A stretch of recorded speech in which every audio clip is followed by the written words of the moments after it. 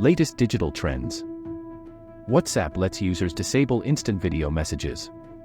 WhatsApp HD video support starts rolling out to everyone. Clubhouse adds new chats to be more like a messaging app.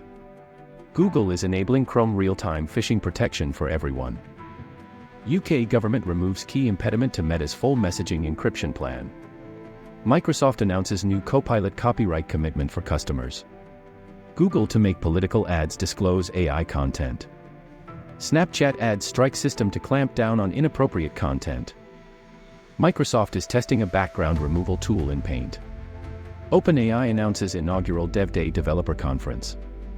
Google August 2023 core update rollout is now complete. YouTube announces updated ad placement controls, experiments with new ad formats for CTV. YouTube starts verifying health workers in the UK. X experiments with improved discovery for video live streams.